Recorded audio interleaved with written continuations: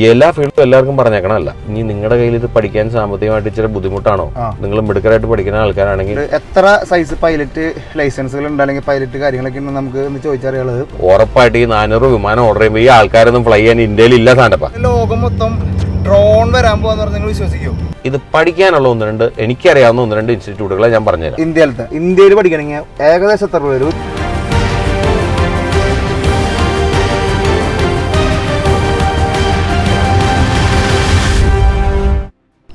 Hello, ഇന്നത്തെ കാലത്തെ aviation മേഖല കുതിച്ചുയർന്നുകൊണ്ടിരിക്കുക. അപ്പോൾ ഈ ഏവിയേഷൻ മേഖലയിൽ ഒരുപാട് പേര് ജോലി സാധ്യതകൾക്കായിട്ടും ഒരുപാട് പേര് അത് പഠിക്കാനായിട്ട് നമ്മളോട് ചോദിക്കാറുണ്ട്.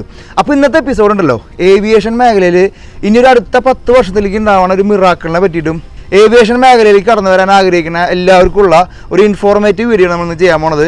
ട്രാവലിസ്റ്റ് ഫാമിലിയുടെ അമേരിക്കൻ എപ്പിസോഡിലേക്ക് എല്ലാവർക്കും സ്വാഗതം. 7 ദിവസത്തെ ഒരു ആഫ്രിക്കൻ യാത്ര പോയാലോ, അതും സൗത്ത് ആഫ്രിക്ക, സിംബാബ്വെ, സാംബിയ എന്ന രാജ്യങ്ങളിലൂടെ.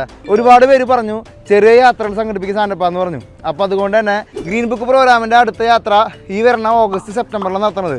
ഈ യാത്രയിൽ 2 നാച്ചുറൽ വണ്ടേഴ്സ് നിങ്ങളുടെ മുമ്പിലേക്ക് എത്തിക്കുന്നുണ്ട്. സൗത്ത് ആഫ്രിക്കയിലെ ടേബിൾ മൗണ്ടനും ലോകത്തിലെ ഏറ്റവും വലിയ വെള്ളച്ചാട്ടങ്ങളൊന്നായിട്ടുള്ള വിക്ടോറിയ വെള്ളച്ചാട്ടവും. കൂടുതൽ വിവരങ്ങൾക്ക് താഴെ കാണുന്ന നമ്പറിൽ ബന്ധപ്പെടുക. ആസ് യൂഷ്വൽ നമ്മുടെ അമേരിക്കൻ സീസൺ 2 ചെയ്തുകൊണ്ടിരിക്കുകയാണ്. അപ്പോൾ നമ്മൾ നമ്മുടെ ജിമ്മിച്ചിന്റെ അടുത്തേക്കാണ് ആദ്യം വന്നിരിക്കുന്നത്. ജിമ്മിച്ചൻ വീണ്ടും എൻട്രി, എല്ലാ ദിവസം എൻട്രിയാ. അപ്പോൾ ജിമ്മിച്ചൻ നമ്മളോട് ജോയിൻ ചെയ്തിട്ടുണ്ട്. കഴിഞ്ഞ ദിവസം നമ്മൾ അമേരിക്കൻ ഡ്രൈവിംഗ് ലൈസൻസിനെ പറ്റിയിട്ടൊക്കെ വീഡിയോ ചെയ്തിരുന്നു ഞങ്ങൾ ഒരുമിച്ച്. അപ്പോൾ ഇന്ന് നിങ്ങളുടെ മുമ്പിലേക്ക് എത്തിക്കുന്നത് ജിമ്മിച്ചിന്റെ ഒരുപാട് ചോദ്യം. നമ്മൾ കഴിഞ്ഞ തവണ ജിമ്മിച്ചിനോട് വീഡിയോ ചെയ്തപ്പോൾ ജിമ്മിച്ചിന്റെ സ്റ്റോറി ചെയ്തപ്പോൾ അത് കഴിഞ്ഞ ശേഷം ഒരുപാട് പേര് ചോദിച്ചിട്ടുണ്ടായിരുന്നു എനിക്ക് ഏവിയേഷൻ മേഖലയിലേക്ക് കടന്നു വരാനായിട്ട് എന്താ ചെയ്യേണ്ട സാധനപ്പാ, അല്ലെങ്കിൽ എവിടെ ഇത് പഠിക്കണ്ടേ, അല്ലെങ്കിൽ ഇത് ഏത് മേഖലയിലൊക്കെ പോയാലും നമുക്ക് സാധ്യതകളുള്ളത്. അപ്പോൾ ഇതൊരു ഒരിക്കലും ഒരു പ്രൊമോഷൻ വീഡിയോ ഒന്നല്ല. ജിമ്മിച്ചിനോട് നമ്മൾ റിക്വസ്റ്റ് ചെയ്തിട്ട് കുറച്ച് ഇൻഫോർമേഷൻ നമ്മുടെ ആൾക്കാർക്ക് തരാമെന്ന് വിചാരിച്ചു. എന്താണെന്ന് വെച്ച് കഴിഞ്ഞാൽ നമ്മുടെ ഫാമിലിയിൽ ഒരുപാട് പേര് ഈ മേഖലയായിട്ട് കണക്ട് ചെയ്യാനായിട്ട് ആഗ്രഹിക്കുന്നവരുണ്ട്. അപ്പോൾ അവർക്ക് വേണ്ടിയിട്ട് നമ്മൾ ഇന്നത്തെ വീഡിയോ ഒരുക്കണത്. ജിമ്മിച്ചാൻ മനസ്സ് തുറന്ന് ഏവിയേഷൻ മേഖലകൾ ശരിക്കും നമ്മൾ ഇന്ത്യ ആയിക്കോട്ടെ, അമേരിക്ക പിന്നെ കുറച്ചും കൂടി ഡെവലപ്ഡ് ആണ്. ഇപ്പോഴും അതിൻ്റെ ആ മേഖലയിൽ വലിയ കുതിച്ചാട്ടമാണ് നടന്നുകൊണ്ടിരിക്കുന്നത്. ഇപ്പോൾ ഇതിനെക്കുറിച്ച് അറിയേണ്ടവർക്ക് നമ്മൾ ചെറുതായിട്ട് ഇതിന്റെ പല വഴി, ഏത് വഴിയിലൂടെയൊക്കെ പോവാം. ഒരുപാട് വഴികളുണ്ട്. നമ്മൾ പൈലറ്റ് മാത്രമല്ല ഈ മേഖലയിലുള്ള ഒരുപാട് വഴികൾ, ലോകമെമ്പാട് സാധ്യതകളുള്ള ഏകദേശം ഒരു 10 ലക്ഷം ആൾക്കാർക്കൊക്കെ ഇനി ജോലി കിട്ടാവുന്ന ഒരു മേഖലയും കൂടിയാണ്. അതിൽ കൂടുതൽ വരും, കാരണം അതുപോലെ എക്സ്പാൻഡ് ചെയ്യണം. അപ്പോൾ അതിന്റെ പല വകഭേദങ്ങൾ, അല്ലെങ്കിൽ ഈ ഏവിയേഷനിൽ എന്തൊക്കെ നിങ്ങൾക്ക് ചെയ്യാം. നമ്മൾ ഏവിയേഷൻ മേഖലകളെ കുറിച്ചുള്ള ഒരു ഇൻഫോർമേറ്റീവ് വീഡിയോ ആണ് ചെയ്യാൻ പോകുന്നത്. നമ്മൾ ഈ ഇന്ത്യയിൽ നമുക്ക് ഒരുപാട് എല്ലാവർക്കും അമേരിക്കയിലോ യൂറോപ്പിലോ സിംഗപ്പൂരോ ഒന്നും പോയി പഠിക്കാൻ പറ്റില്ല. അപ്പോഴേ നമ്മുടെ എല്ലാവരും സംശയമാണ്, നമ്മളെല്ലാവരും ഫ്ലൈറ്റൊക്കെ പോകുമ്പോൾ മേപ്പട്ടിക്ക് നോക്കി നിൽക്കാറുണ്ട്. അപ്പോൾ മുകളിൽ പോകുന്ന ഫ്ലൈറ്റുകൾ ഒരു ദിവസം നമ്മുടെ ലോകത്ത്, നമ്മുടെ ഭൂമിയിൽ എത്ര ഫ്ലൈറ്റുകൾ മേലേക്ക് പറക്കണ്ടാവും? ആ കൊമേഴ്ഷ്യൽ ലെവലിൽ ഏകദേശം ഗിവ് ഓർ ടേക്ക് 97,000 ആണ്. അപ്പോൾ 1,00,000 താഴെ 1,00,000 ഫ്ലൈറ്റുകൾ. അതെൻ്റെ ഒരു വലിയൊരു സംശയമായിരുന്നു. ഒരു ദിവസം എത്ര ഫ്ലൈറ്റ്, എല്ലാ എയർപോർട്ടിൽ നിന്ന് ഫ്ലൈറ്റുകൾ പൊന്താറുണ്ട്. അപ്പോൾ ഒരു ദിവസം ഏകദേശം 1,00,000 ഫ്ലൈറ്റുകളാണ് പൊങ്ങണേന്ന് പറഞ്ഞാൽ നമുക്ക് അൺബിലീവബിൾ ആണ് കേട്ടോ അതൊക്കെ. അപ്പോൾ എന്തായാലും നമുക്ക് അധികം തുടങ്ങാം. അപ്പോൾ നമുക്ക് മെയിനായിട്ട് അറിയേണ്ടത് ജിമ്മിച്ചാ, ഒരു നമ്മുടെ കേരളത്തിലെ സാധാരണക്കാരനോ മലയാളിക്ക് ഈ ഏവിയേഷൻ മേഖലയിൽ ഏതൊക്കെ മേഖലയിലേക്ക് ഇവരൊക്കെ നമുക്ക് അടുപ്പിക്കാം? ഇപ്പം നമ്മൾ 5ാം ക്ലാസ് പഠിക്കുന്ന കുട്ടിക്ക് അപ്പോൾ 5 കൊല്ലം കഴിയുമ്പോൾ സാധ്യത, 10ാം ക്ലാസ് കഴിയുമ്പോൾ വേറെ സാധ്യതയായിരിക്കും. അപ്പോൾ നമ്മൾ ഒരു 5 കൊല്ലം മുമ്പിലേക്ക് നമ്മൾ പറയാൻ പോണത് എങ്ങനെ പറയാൻ പറ്റുന്നത്? അതായത് ഏവിയേഷനെ കുറിച്ച് പെട്ടെന്ന് പറയുകയാണെങ്കിൽ ഇതൊരു ബൃഹത്തായ മേഖലയാണ്, അത് വലിയൊരു മേഖലയാണ്, കടലാണ്. അപ്പൊ ഇതിനകത്തുള്ള പോസിബിലിറ്റീസ് എന്ന് പറഞ്ഞാൽ അനന്തമാണ്. ജസ്റ്റ് വിമാനം ഓടിക്കുക അല്ലെങ്കിൽ ക്യാബിൻ ക്രൂ ആയിട്ട് വർക്ക് ചെയ്യുക എന്നുള്ളത് മാത്രമല്ല. ഇപ്പൊ ഞാൻ പെട്ടെന്ന് പറഞ്ഞുതരാം. വിമാനത്തിനോടനുബന്ധിച്ച് പൈലറ്റുമാർ വേണം, ക്യാബിൻ ക്രൂ അതായത് എയർ ഹോസ്റ്റസുമാർ വേണം, മെയിൻ്റനൻസിന്റെ ആൾക്കാർ വേണം, ഗ്രൗണ്ട് സ്റ്റാഫ് വേണം, റൺവേയിലും എയർപോർട്ടിലും ഇവരെ ഹാൻഡിൽ ചെയ്യാൻ. അതുപോലെ ഇവർക്ക് ഇൻഫർമേഷൻ പറക്കാനുള്ളതും ലാൻഡ് ചെയ്യാനുള്ള പെർമിഷൻ കൊടുക്കാനുള്ള എയർ ട്രാഫിക് കൺട്രോളർ വേണം. ഇത് പോരാനായിട്ട് വെതറിന്റെ ടീം വേണം. പിന്നെ ഏവിയേഷന്റെ മെയിൻ്റനൻസ് ടീം, അത് എയർ ഫ്രെയിമിനും ഉണ്ട്, പവർ പ്ലാന്റിനും ഉണ്ട്, എഞ്ചിനും വേണം, എയർ ഫ്രെയിമിനും വേണം. ഇതൊക്കെ പോരാഞ്ഞിട്ട് കമ്പനികൾ, ഡിഫറെന്റ് കമ്പനീസ്, എയർപ്ലെയിൻ്റെ ഡിഫറെന്റ് മെക്കാനിക്കൽ ആയിട്ടുള്ള പാർട്സ് ഉണ്ടാക്കുന്ന കമ്പനീസ് ഉണ്ട്. നമ്മുടെ ഭാഷയിൽ പറഞ്ഞാൽ ഉപ്പ് തൊട്ട് കർപ്പൂരം വരെ എന്ന് പറഞ്ഞ പോലെ വിമാനത്തിന് തന്നെ ഇങ്ങനെ പല മേഖലകളുണ്ട് ഇതുണ്ടാക്കുന്ന പാർട്സ്. ഇത്രയും വലുപ്പമാണ് എന്റെ ഓർമ്മയിൽ വരുന്നുള്ളൂ. ഇത് പെട്ടെന്ന് എടുത്ത് പറയുമ്പോൾ വരില്ല, അനന്തമാണ്. ഇതിന്റെ താല്പര്യം അല്ലെങ്കിൽ ഇൻട്രസ്റ്റ് ഓരോരുത്തരെ അനുസരിച്ചിരിക്കും. അതെങ്ങനെയാന്ന് പറഞ്ഞു കഴിഞ്ഞാൽ ചിലവർക്ക് ട്രാവൽ ചെയ്യാൻ ഇഷ്ടമാണ്. അപ്പൊ എപ്പോഴും കയ്യിൽ നിന്ന് കാശ് കൊടുത്ത് പോകാന്ന് പറഞ്ഞാൽ എളുപ്പമല്ല. ബുദ്ധിപരമായി ചിന്തിച്ചു കഴിഞ്ഞാൽ വിമാനം ഓടിക്കാൻ പഠിക്കുന്ന ഒരു ചെലവുണ്ട്. അത് കഴിഞ്ഞിട്ട് കൊമേഴ്ഷ്യൽ പൈലറ്റായിട്ട് ഒരു കമ്പനി വർക്ക് ചെയ്യുമ്പോൾ നമുക്ക് ആ കമ്പനിയുടെ എയർലൈൻസ് എവിടെയൊക്കെ പോകണോ അതിനകത്ത് നമ്മുടെ അവധിക്കാലത്ത് ഇഷ്ടമുള്ള സ്ഥലത്തും പോകാം. അതെ, ഫ്രീ ആണ്. അപ്പൊ കമ്പനി ശമ്പളം തന്നുകൊണ്ട് നമ്മൾ ജോലി ചെയ്ത് പക്ഷെ വേറെ പല സ്ഥലത്ത് പോയി പല രാജ്യങ്ങൾ കാണും, നാടുകൾ കാണും. രണ്ടാമത് നിങ്ങൾക്ക് പൈലറ്റ് ആവാൻ അത്രയും എനിക്ക് താല്പര്യമില്ല, അത്ര റിസ്ക് ഒന്നും വേണ്ട, ഇച്ചിരി ഈസി ആയിട്ടുള്ള ജോബ് മതി എന്ന് പറഞ്ഞു കഴിഞ്ഞാൽ പിന്നെ ഉള്ളതാണ് ക്യാബിൻ ക്രൂ അല്ലെങ്കിൽ എയർ ഹോസ്റ്റസ്. എയർ ഹോസ്റ്റസ് ആയിട്ട് നമ്മൾ ആൾക്കാരെ സെർവ് ചെയ്യാണ്, എന്നാൽ വിമാനത്തിൽ തന്നെ നമ്മൾ point A two point B പോവാണ്. അതും യാത്രയായിട്ട് ബന്ധപ്പെട്ടാണ്, കുഴപ്പമില്ലാത്ത ശമ്പളം കിട്ടും. പിന്നെ എനിക്ക് യാത്രയൊന്നും ചെയ്യണ്ട, എനിക്ക് പക്ഷെ വിമാനമായിട്ട് അടുത്ത് ചുറ്റിപ്പറ്റി നിൽക്കണം എന്നുള്ളവർക്ക് ഏറ്റവും ബെസ്റ്റ് എന്ന് പറഞ്ഞാണ് മെയിൻ്റനൻസ്. അതൊരു കാര്യം, മെക്കാനിക്കൽ സെക്ഷൻ ഇല്ലാണ്ട് ഒരു മേഖലയില്ല. അത് നമ്മൾ ടൂൾസിൽ വലിയ കുഴപ്പമില്ല, എനിക്ക് ടൂൾസ് ഹാൻഡിൽ ചെയ്യാൻ പറ്റും എന്ന് പറഞ്ഞാൽ ഏവിയേഷന്റെ മെയിൻ്റനൻസ് കോഴ്സ് ഉണ്ട്. അതിനകത്ത് എയർ ഫ്രെയിം ഉണ്ട്, പവർ പ്ലാന്റ് ഉണ്ട്, ഏവിയോണിക്സ് ഉണ്ട്. ഓക്കെ, ഇത് ഈ കോഴ്സിന് നമ്മൾ ഈ നാട്ടില് ആരെങ്കിലും കോഴ്സ് പോവാണെങ്കിൽ ഈ കോഴ്സിന്റെ പേര് എന്തുട്ടാ? ഇതിന്റെ പേര് ഇപ്പൊ മെയിൻ്റനൻസ് ആണെങ്കിൽ air frame and power plant. Air frame and power plant mechanic എന്നാണ് പറഞ്ഞത്. അതിന് കേരളത്തിലെ ഇൻസ്റ്റിറ്റ്യൂട്ട് ഒക്കെ കേരളത്തിലുണ്ടെന്നാണ് എന്റെ വിശ്വാസം. ഇല്ല, ഇന്ത്യയിൽ വേറെ പല സ്ഥലത്തുണ്ട്. പിന്നെ ഇതിനകത്ത് തന്നെ ഇച്ചിരിയും കൂടി ഫിസിക്സ് ഒക്കെ അറിയുന്ന ആൾക്കാർക്ക് താല്പര്യമുള്ളവർക്കാണ് റേഡിയോ, അതായത് ഏവിയോണിക്സ്. അപ്പൊ ഏവിയോണിക്സിന്റെ മെയിൻ്റനൻസ്, അതിന്റെ ഉത്പാദനമായിട്ടുള്ള കമ്പനിയായിട്ട് ബന്ധപ്പെട്ട് വെക്കാം. പിന്നെ അത് നമ്മളിപ്പോ മെയിൻ്റനൻസ് പറഞ്ഞു കഴിഞ്ഞു. ഈ എയർ ട്രാഫിക് കൺട്രോൾ, അതൊരു ഭയങ്കര എയർപോർട്ട് അതോറിറ്റി ഓഫ്, ഞാൻ ഇന്ത്യയിലെ കാര്യമാണ് പറഞ്ഞത്. അമേരിക്കയിൽ അത് പ്രൈവറ്റ് ആയിട്ടും പഠിക്കാം, ഗവൺമെന്റ് FAA പഠിപ്പിക്കുന്നുണ്ട്. അതുപോലെ ഇന്ത്യയിൽ എയർപോർട്ട് അതോറിറ്റി ഓഫ് ഇന്ത്യയാണ് അത് ആൾക്കാരെ സെലക്ട് ചെയ്ത് പഠിപ്പിക്കുന്നത്. അതൊരു ചെറിയ റൂമിലിരുന്ന് നമ്മൾ ഇന്ത്യക്ക് മുകളിലുള്ള എല്ലാ എയർപ്ലെയിൻസിനെയും ലാൻഡ് ചെയ്യാനും പൊങ്ങാനും മറ്റേ എയർ സ്പേസും നമ്മളാണ് കൺട്രോൾ ചെയ്യുന്നത്. നമ്മളിപ്പോൾ ഞാൻ സാധാരണ നമ്മളൊക്കെ ശരിക്കും നാട്ടിലൊക്കെ പഠിക്കുമ്പോൾ അല്ലെങ്കിൽ നമ്മുടെ നാട്ടിൽ നടക്കുമ്പോൾ നമുക്ക് ഒരു മെക്കാനിക്കലിന് അല്ലെങ്കിൽ ഒരു മെക്കാനിക്കിന് ഏറ്റവും അറ്റം പോയി മുട്ടാൻ പോണത് ഒരു കാറിന്റെ മെക്കാനിസം പഠിക്കുക അല്ലെങ്കിൽ ഒരു ബൈക്കിന്റെ ഒരു മെക്കാനിസം പഠിക്കില്ല. പക്ഷെ ഒരാളും ഒരു ഫ്ലൈറ്റിന്റെ അവിടേക്ക് എത്താന്ന് പറഞ്ഞാൽ അവർക്ക് എത്താൻ പറ്റാത്തൊരു മേഖലയാണെന്നാണ് എല്ലാവരും വിചാരം. അപ്പോൾ എനിക്ക് തോന്നുന്നത് ഇനിയുള്ള ഒരു മേഖല അല്ലെങ്കിൽ ഇനിയൊരു ലോകം നമ്മൾ ഇനി വളരാൻ പോണ ഒരു ലോകത്ത് അതിന്റെ ഒരു സാധ്യത അനന്താണ്. അപ്പോൾ നമ്മുടെ കുട്ടികൾക്കായാലും നമ്മൾ അപ്പന്മാർ വീഡിയോ കാണണമെങ്കിൽ നമ്മുടെ കുട്ടികൾക്ക് ഇതിന് പുഷ് ചെയ്യാം. നിങ്ങൾക്ക് ഫ്ലൈറ്റ് ഇപ്പൊ ഇവിടെ എന്ന് പറയുമ്പോൾ കാർ ഓടിച്ച് നടക്കണ പോലെയാണ് എല്ലാവരും ഫ്ലൈറ്റ് ഓടിച്ച് നടക്കുന്നത്. നമ്മളൊക്കെ ചെറുപ്പത്തിൽ ഒരു ഫ്ലൈറ്റ് കാണുമ്പോൾ എന്തൊക്കെയാണ് നമ്മൾ കണ്ടു പറയാറില്ലേ? അപ്പൊ ഇത് പറഞ്ഞു പറഞ്ഞതിനനുസരിച്ച് നിങ്ങൾക്ക് ഇഷ്ടമുള്ള മേഖലയിലേക്ക് നിങ്ങൾക്ക് ചേഞ്ച് ചെയ്യാം. നിങ്ങൾക്ക് ഏതെങ്കിലും ഒരു കഴിവോ, ഒരു മെക്കാനിക്കൽ ആയിട്ടുള്ള കഴിവോ അല്ലെങ്കിൽ വാചാലനായിട്ടുള്ള കഴിവോ എന്ന് പറഞ്ഞാൽ നമുക്ക് എയറോസ്പേസ് ആവാൻ വേണമെങ്കിൽ വാചാലൻ നമുക്ക് ഒരു ട്രീറ്റ് വരുമ്പോൾ പിടിക്കാൻ പറ്റും. പിന്നെ ഈ പറഞ്ഞ പോലെ നിങ്ങൾക്ക് പഠിപ്പിക്കാനുള്ള കഴിവുണ്ടോ? നിങ്ങൾക്ക് പൈലറ്റ് ആവുന്നതിന് മുമ്പ് ഇപ്പൊ അമേരിക്കയിലൊക്കെ പൊതുവെ, ഇനി ഇന്ത്യയിൽ അത് വരും, അമേരിക്കയിലൊക്കെ പൊതുവെ എന്നെ പോലുള്ളവർ എങ്ങനെയാണ് എക്സ്പീരിയൻസ് ഉണ്ടാക്കണമെന്ന് പറഞ്ഞു കഴിഞ്ഞാൽ ഞങ്ങൾ പൈലറ്റ് ആയി കഴിഞ്ഞിട്ട് ഞങ്ങൾ CFI എന്ന് പറയും, സർട്ടിഫൈഡ് ഫ്ലൈറ്റ് ഇൻസ്ട്രക്ടർ. ഇന്ത്യയിൽ ഫ്ലൈറ്റ് ഇൻസ്ട്രക്ടർ എന്ന് പറയും. ഇത് ഫ്ലൈയിങ് സ്കൂളിൽ പോയി നമ്മൾ വിമാനം ഓടിക്കാൻ പഠിപ്പിക്കുകയാണ്. ഈ പഠിപ്പിക്കുക എന്ന് പറഞ്ഞാൽ ബേസിക്കലി ടീച്ചർമാരെ ചെയ്യണ പോലെ വായിട്ട് അലക്കുന്നു, സ്റ്റുഡന്റ് നമ്മുടെ അടുത്തിരിക്കുന്നു, അവനെ പഠിപ്പിച്ചു കൊടുക്കുന്നു. അപ്പോൾ നമ്മൾ ഒരേ സമയം വിമാനം ഫ്ലൈ ചെയ്യും വേണം, ഇവനെ പഠിപ്പിച്ചു കൊടുക്കും വേണം, വായിട്ട് അലക്കുകയാണ്. പക്ഷേ ഇതിൽ നിന്ന് കിട്ടുന്ന എക്സ്പീരിയൻസും അടിപൊളിയാണ്. അപ്പൊ അതും ഒരു മേഖലയാണ്. അത് ഞാൻ കൂടുതൽ നമ്മൾ പൈലറ്റുമാരുടെ സെക്ഷനിലേക്ക് വരുമ്പോൾ നമ്മൾ സംസാരിക്കാം. പിന്നെ ഈ പൈലറ്റുമാരുടെ സെക്ഷൻ നമുക്ക് ലാസ്റ്റത്തേക്ക് മാറ്റി വയ്ക്കാം. നമുക്ക് ഇതിന്റെ ഇടയിലുള്ള ഒരുപാട് നമുക്ക് കൺസേൺസ് ആകുന്നുണ്ട്. അതിന്റെ ഒരു ഇമ്പോർട്ടന്റ് ആയിട്ട് നമുക്ക് സാധ്യതകൾ, നമ്മുടെ അടുത്ത കുട്ടികൾ, അടുത്തൊരു ജനറേഷന് സാധ്യത കൽപ്പിക്കുന്ന, ഇപ്പൊ അമേരിക്കയിലായിക്കോട്ടെ, ഇന്ത്യയിലായിക്കോട്ടെ, യൂറോപ്പ്, എവിടെ ഒരു സാധ്യത കൽപ്പിക്കുന്ന ഒരു മേഖലയെ പറ്റിയിട്ട് എന്തൊരു പറയാനുള്ളത്? ഇതിനകത്ത് സാധ്യത കൽപ്പിക്കണം, ഞാൻ നേരത്തെ പറഞ്ഞ പല മേഖലകളുണ്ട്. ഞാനിപ്പോൾ ഇന്ത്യയുടെ ഒരു കാര്യം ഉദാഹരണം എടുത്ത് പറയാം. ഇപ്പം അമേരിക്കയിലെ ഏവിയേഷൻ എന്ന് പറഞ്ഞു കഴിഞ്ഞാൽ ഏകദേശം അമേരിക്കയുടെ ഒരു 40-50% മുകളിൽ, അതിൽ കൂടുതലുണ്ട് ആൾക്കാർ യൂസ് ചെയ്യുന്നതാണ് വ്യോമയാന മേഖല യാത്ര ചെയ്യാനായിട്ട്. ഇവിടുത്തെ ജനസംഖ്യയുടെ ഏകദേശം 40% അവർ യൂസ് ചെയ്യുന്നുണ്ട്. ഓക്കെ, ഇന്ത്യയിൽ ഇത് ഏകദേശം 10% ആൾക്കാരാണ് നമ്മുടെ ജനസംഖ്യയുടെ ആൾക്കാർ വ്യോമയാന മേഖല യാത്ര ചെയ്യാനായിട്ട് ഉപയോഗിക്കുന്നത്.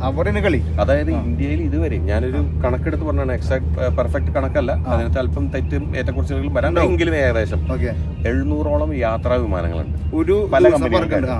അതായത് ഈ 700 യാത്രാ വിമാനങ്ങളുണ്ട്. ഈ പല കമ്പനികളെല്ലാം കൂടി ഇന്ത്യയിൽ ഏകദേശം ഒരു 800ഓളം പുതിയ വിമാനങ്ങൾക്ക് ഓർഡർ കൊടുത്തിട്ടുണ്ട്. ടാറ്റ പോലെയുള്ള കമ്പനികളൊക്കെ ഓർഡർ കൊടുത്തിട്ടുണ്ട്, ഇൻഡിഗോ എല്ലാം ഓർഡർ കൊടുത്തിട്ടുണ്ട്. 700 നമ്മൾ 800ലേക്ക് ജമ്പ് ചെയ്യണം. 2024 വരെ നമ്മുടെ ഇന്ത്യയിൽ ഉള്ള ഫ്ലൈറ്റിന്റെ എണ്ണം 700ഉം 2030 ആവുമ്പോഴേക്കും അത് 1500 ആവാന്ന് പറയുമ്പോൾ തന്നെ അതിന് മാറ്റങ്ങൾ. അതെ, ഈ 800 ഓർഡറിന്റെ പുറമെ ഒരു 10-400 എക്സ്ട്രാ ഓപ്ഷൻസ്, അതായത് വേണമെങ്കിൽ ഞങ്ങൾ എടുക്കും എന്നുള്ള ഓർഡർ കൂടി കൊടുക്കുമ്പോൾ ഏകദേശം 2000 വരും. 2030 ആവുമ്പോഴേക്കും ഡെലിവറി ചെയ്യുമ്പോൾ ഇരട്ടിയാവാനോ, അടുത്ത 6 വർഷത്തിലുള്ള ഇരട്ടിയാവാനോ. ഇപ്പോഴത്തെ ഈ സ്റ്റാറ്റിസ്റ്റിക്സിന്റെ കണക്ക് പ്രകാരം ഏകദേശം ഇന്ത്യയിൽ 2.5 ലക്ഷത്തോളം ആൾക്കാർ ഡയറക്ട്ലി ഈ വ്യോമയാന മേഖലയായിട്ട് ബന്ധപ്പെടുന്നുണ്ട്. ഞാൻ പറഞ്ഞ പൈലറ്റുമാര്, എയർ ഹോസ്റ്റർമാര്, ക്യാബിൻ ക്രൂ, മറ്റേ ജോലി ചെയ്യുന്നുണ്ട്.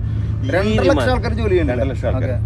ഇത് ഈ പറഞ്ഞ വിമാനങ്ങളും കൂടി ഡെലിവറി ചെയ്യുമ്പോൾ പറയപ്പെടുന്നത് ഒരു 3.5-4 ലക്ഷത്തോളം ആൾക്കാർക്ക് ജോലി വേണ്ടി വരും. പുതിയത് വേണ്ടി വരും. എല്ലാ മേഖലയും, ഇപ്പൊ ഗ്രൗണ്ട് സ്റ്റാഫ് ആയിക്കോട്ടെ, മെയിൻ്റെനൻസ് ആയിക്കോട്ടെ, പൈലറ്റ് ആയിക്കോട്ടെ, എല്ലാ മേഖലയിലും നമുക്കൊരു സാധ്യതകൾ ഇനി തെളിഞ്ഞു വരുന്നുണ്ട്. ഇത് നമ്മൾ പറയണത് എന്താണെന്നറിയും, നിങ്ങൾക്കൊരു ഇൻസ്പിറേഷൻ കിട്ടാൻ വേണ്ടിയിട്ട്. കാരണം ആരെങ്കിലും നമ്മുടെ മക്കളൊക്കെ കാരണം ആർക്കും ആണെങ്കിലും ഒരു ഇൻസ്പിറേഷൻ ആവാം. നമുക്ക് അടുത്ത് നമ്മൾ എന്ത് ചെയ്യും ജീവിതത്തിൽ, അയ്യോ എല്ലാ പരിപാടിയും കഴിഞ്ഞല്ലോ, MBA പഠിച്ചിട്ടും കാര്യമില്ല, അത് പഠിച്ചിട്ടും കാര്യമില്ല എന്നൊക്കെ പറഞ്ഞ ആൾക്കാർക്ക് അവരുടെ ടാലന്റിനനുസരിച്ച് മാറാൻ പറ്റുന്ന ഒരുപാട് മേഖലകൾ ഏവിയേഷനിൽ ഉണ്ടെന്നാണ് നമ്മൾ ഇന്നത്തെ വീഡിയോയിൽ പറയണേട്ടാ. ഓക്കെ, പിന്നെയുണ്ടല്ലോ അടുത്ത ഒരു ലോകം എന്ന് പറഞ്ഞു കഴിഞ്ഞാൽ നമ്മളൊക്കെ ഡ്രോൺ പറപ്പിക്കുന്ന കേസ് കേട്ടില്ലേ, അതേപോലെ ലോകം മൊത്തം ഡ്രോൺ വരാൻ പോകാന്ന് പറഞ്ഞാൽ നിങ്ങൾ വിശ്വസിക്കും. നമ്മൾ കഴിഞ്ഞ തവണ ദുബായ് എയർ ഷോയില് ഒരു ഇലക്ട്രിക്കൽ ഹെലികോപ്റ്ററൊക്കെ ആ ഒരു മോഡൽ കണ്ടു. പക്ഷെ പിന്നെയുള്ള 5 വർഷത്തിനുള്ളിൽ ലോകത്തെ എല്ലായിടത്തും ഡ്രോൺ ഓപ്പറേഷനെ പറ്റിയിട്ടുള്ള കോഴ്സുകളും ഡ്രോൺ ഓപ്പറേറ്റിംഗ് സിസ്റ്റത്തിനെ പറ്റിയിട്ടുള്ള മേഖലകൾ കടന്നു വരുന്നുണ്ട്. ജിമിച്ച എന്താ പറയാ അതിനെ പറ്റി? ഓക്കെ, അപ്പൊ ഇനി നമ്മൾ ഡ്രോണുകളെ കുറിച്ച് പറഞ്ഞു വരുമ്പോഴേ, വിമാനം നിങ്ങൾക്ക് ഇഷ്ടമല്ല, പറപ്പിക്കുന്ന ഇഷ്ടം, കണ്ണെടുത്താ കണ്ടുകൂടാ. പക്ഷെ നിങ്ങൾ നല്ലൊരു ഉദാഹരണം പറഞ്ഞാണ്, നിങ്ങൾക്ക് പറപ്പിക്കാൻ ആഗ്രഹം ഉണ്ടെങ്കിൽ ഡ്രോൺ ചെയ്യാം. പക്ഷെ അതിനകത്ത് ഞാൻ ഏറ്റവും സജസ്റ്റ് ചെയ്യുന്നത്, നിങ്ങൾ നല്ല ഗെയിമർ ആണെങ്കിൽ പിള്ളേർക്ക് ഗെയിമും പഠിച്ച് കഴിവുള്ള ആൾക്കാണെങ്കിൽ നിങ്ങൾക്ക് ഡ്രോൺ പറപ്പിക്കാൻ പോകും. അതായത് ഡ്രോൺ ബേസിക് ഒരു നോളജ് നിങ്ങൾക്ക് സ്വന്തമായിട്ട് ഇപ്പൊ വീഡിയോ ചെയ്തോ അങ്ങനെയൊക്കെ ഉണ്ടെങ്കിൽ പോലും നിങ്ങൾക്ക് വലിയ മിലിറ്ററിക്ക് വേണ്ടിയിട്ട് ഇനിയിപ്പോ ഇത് കുറച്ച് നാൾ ഇന്ത്യയിൽ ഇവിടെ ഓൾറെഡി ഇത് പ്രൈവറ്റൈസ് ആയി കഴിഞ്ഞു. അതായത് ഡ്രോൺ വെച്ച് ആമസോൺ ഡെലിവറി തുടങ്ങി. ഞങ്ങളുടെ തൊട്ടടുത്തുള്ള വീഡിയോ ചെയ്യുന്നുണ്ട്. അതെ, അപ്പോ അതുപോലെ തന്നെ ഈ ഡ്രോൺ വെച്ച് പ്രതിരോധ ആവശ്യത്തിനും അത് യൂസ് ചെയ്യുന്നുണ്ട്. അപ്പൊ ഇന്ത്യയിലും ഈ പറഞ്ഞ പോലെ മിലിറ്ററിക്ക് ഡ്രോൺ പൈലറ്റ്സിന് ആവശ്യം വരും, ഡെലിവറി വരും. അത് സിവിലിയൻ. പിന്നെ ഈ പറഞ്ഞ പോലെ മിലിറ്ററിക്ക് ഡ്രോൺ പൈലറ്റ്സിന് ആവശ്യം വരും. അതും നിങ്ങൾ ഒരു മുറിയിൽ ഇരുന്ന് ജോയിസ്റ്റിക്ക് വെച്ചിട്ടാണ് നിങ്ങൾ കളി മൊത്തം കളിക്കുന്നത്, നല്ല ശമ്പളം. അപ്പൊ ഇതും നിങ്ങൾക്ക് ഭാവിയിൽ അതിന്റെ മെക്കാനിസം, ഡ്രോൺ മെക്കാനിസം എന്ന് പറഞ്ഞാൽ ഫ്ലൈറ്റിന്റെ ഉൾട്ടയാണ് ശരിക്കും വരുന്നത്. പക്ഷെ ഇതിന്റെ ഒരു മേഖല എന്ന് പറഞ്ഞു കഴിഞ്ഞാൽ അനന്ത സാധ്യതകളാണ് നമുക്ക് അടുത്ത് വരുന്നത്. അപ്പൊ നിങ്ങൾ ഈ ഡ്രോൺ മേഖലയിൽ നമുക്ക് നാളെ വരാൻ പോണ ഒരു മാറ്റം എന്ന് പറഞ്ഞു കഴിഞ്ഞാൽ അതിഗംഭീരം. പ്രത്യേകിച്ച് നമ്മൾ ഇന്ത്യയിൽ 140 കോടി ജനങ്ങളാണ് ഉള്ളത്. അപ്പോൾ നിങ്ങളൊന്ന് ആലോചിക്കുക, 5 വർഷം കൊണ്ട് ഈ ഡ്രോൺ ശരിക്കും റണ്ണിങ് ആയി എത്ര ബിസിനസ് അല്ലെങ്കിൽ എത്ര കമ്പനികൾ അത് ഏറ്റെടുത്ത് ആ ഒരു മേഖലയിലേക്ക് മാറും നിങ്ങളൊന്ന് ആലോചിക്കുക. അപ്പോൾ ഡ്രോൺ മേഖലയിൽ നമുക്ക് ഒരുപാട് സാധ്യതകളുണ്ട്. അപ്പോൾ ഈ ഫ്ലൈറ്റിൻ്റെ കാര്യത്തിൽ എയർ ഫ്രെയിമും എഞ്ചിനാണ് ശരിക്കും മെയിൻ 2 ഡിപ്പാർട്ട്മെൻ്റ് ഉള്ളത്. നമുക്ക് പുറം ഉള്ള കാര്യങ്ങളും അകത്തുള്ള കാര്യങ്ങൾക്ക് രണ്ട് ഡിപ്പാർട്ട്മെൻറ്റാണ്. നമ്മൾ കപ്പലിൽ എന്ന് പറഞ്ഞാൽ ഡെക്കും എഞ്ചിൻ സൈഡ് എന്ന് പറഞ്ഞ പോലെ. അപ്പോൾ എഞ്ചിൻ സൈഡിൽ ഒരുപാട് കാര്യങ്ങൾ, ഒരുപാട് സാധ്യതകൾ നമുക്ക് എല്ലാവർക്കും ഉണ്ട്. നമ്മൾ വിചാരിക്കും നമുക്കൊരു എഞ്ചിൻ അല്ലെങ്കിൽ ഒരു മെക്കാനിക്കൽ കഴിവുണ്ടെന്ന് വെച്ച് കഴിഞ്ഞാൽ നമ്മൾ ബൈക്കോ അല്ലെങ്കിൽ സ്കൂട്ടറോ കാറോ ഓപ്പറേറ്റ് ചെയ്യാനുള്ള കഴിവുള്ളൂ എന്ന് വിചാരിക്കും. പക്ഷെ അതങ്ങനെയല്ല ജിമ്മിച്ച, അല്ലേ? അതങ്ങനെയല്ല. ശരിക്കും ഈ പറഞ്ഞ പോലെ തന്നെ ഇപ്പൊ അലുമിനിയം പെയിന്റ് അടിച്ചേക്കണത്, ഇതിനൊരു ചെറിയ ചളുക്കോ ഇതോ വന്നു കഴിഞ്ഞാൽ അതിന്റെ ഇതനുസരിച്ച് അതിന്റെ എത്രത്തോളം മോശമാണോ അല്ലെങ്കിൽ കുറവാണെന്നനുസരിച്ച് ഷീറ്റ് മെറ്റൽ ചെയ്യും.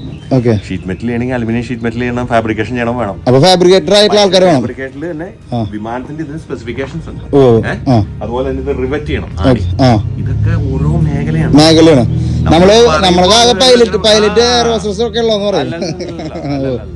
ഇതെല്ലാം ഓരോന്ന് പഠിച്ച് അതിനകത്ത് സ്പെഷ്യലൈസ് ചെയ്യാം. അത് ഇന്ത്യ പോലുള്ള ഇനി ഇത്രയും പൈലറ്റുമാർ വരാൻ വളരെ കുറച്ച് തുച്ഛമായ സ്കൂളുകളേ ഉള്ളൂ. ഇവരൊക്കെ എവിടെ കൊണ്ടാണ് ഇതൊക്കെ മെയിൻറ്റെയിൻ ചെയ്യാൻ ആൾക്കാർ വേണ്ടേ?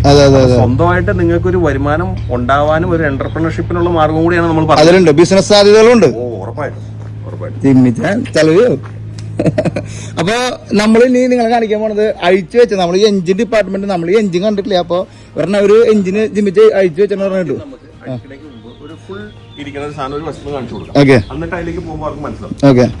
കാറിന്റെ എഞ്ചിൻ പോലത്തെ കേസാണല്ലോ. എഞ്ചിൻ പോലെ തന്നെ ഇതൊരു 4 സിലിണ്ടർ ആണ്. എഞ്ചിൻ 4 ഇരിക്കുന്നു, ഒരു സിലിണ്ടർ മറ്റേ സിലിണ്ടർ. അപ്പൊ ഇതിന്റെ അകത്ത് മറ്റേ ക്രാങ്ക് ഷാഫ്റ്റ്, ക്യാം ഷാഫ്റ്റ് അങ്ങനെ തുടങ്ങിയ പല സാധനങ്ങളുണ്ട്.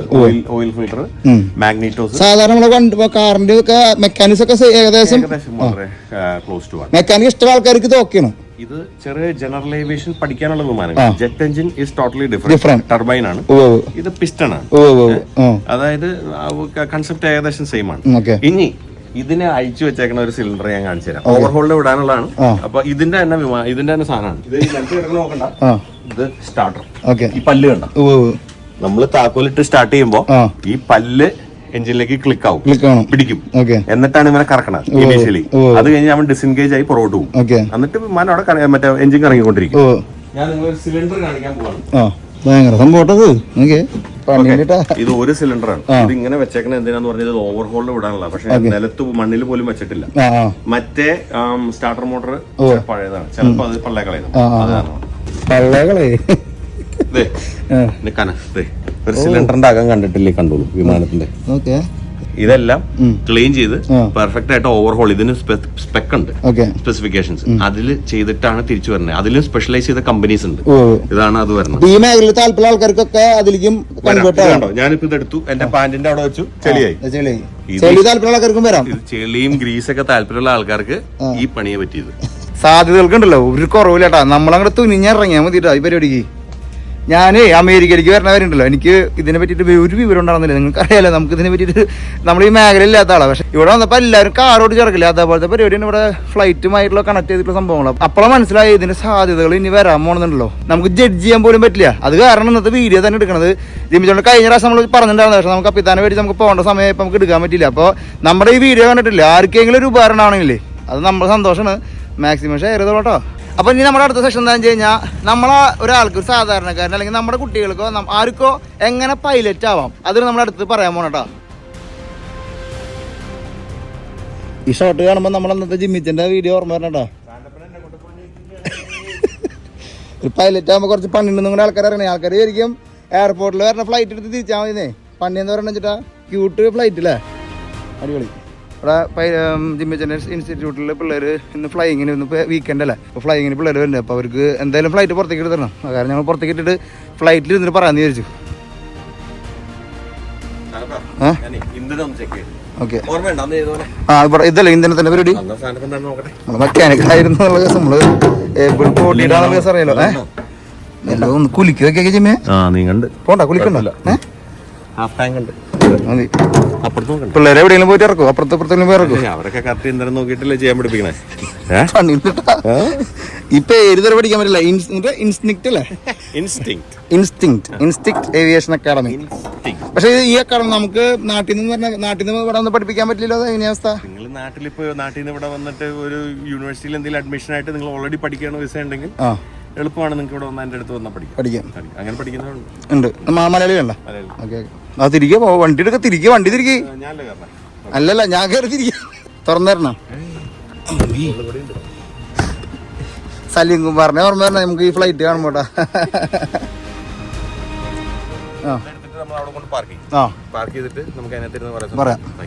പറയാണ്ട് ക്ലിയർ പ്രോപ്പ് അടുത്താരും പാടില്ല. ചുമന്ന ലൈറ്റ് കത്തും. അത് കഴിഞ്ഞ് പതുക്കെ ഒരു മിനിറ്റിനുള്ളിൽ ഇറങ്ങും നമ്മള്. അപ്പൊ എന്നാ എനിക്ക് എന്നെ അടുത്ത ഫ്ലൈ എന്നെ ഒറ്റയ്ക്ക് പഠിപ്പിക്കാൻ പറ്റുമോ? നമ്മൾ ഈ വണ്ടി പ്രാന്തന്മാരൊക്കെ കണ്ടിട്ടുണ്ട് കുറെ. നമ്മൾ ലിഷോയും ജോജേട്ടനും എമിലൊക്കെ വണ്ടി പ്രാന്തന്മാരാണ്. ഒരു ഫ്ലൈറ്റ് പ്രാന്തനുണ്ടല്ലോ, ഞാൻ ഈ അടുത്ത് കണ്ടിട്ടില്ല, ഒരു രക്ഷയില്ല. നമ്മൾ ഈ ക്രാങ്ങളൊക്കെ നോക്കണ പോലെ നമ്മൾ എയർപോർട്ട് അല്ലെങ്കിൽ ഒരു പൈലറ്റ് എന്നൊക്കെ പറയുമ്പോൾ വലിയ ഫ്ലൈറ്റ് ഓടിക്കുന്ന ആൾ അല്ലെങ്കിൽ വലിയ സംഭവം എന്നൊക്കെ നമ്മൾ എക്സ്പെക്ട് ചെയ്യും. പക്ഷേ അവിടെ ജിമ്മിച്ചിൻ്റെ അടുത്തേക്ക് വന്നപ്പോഴല്ലേ ആളൊരു പ്രാന്തനാ, പറഞ്ഞിട്ട് കാര്യമില്ലേ.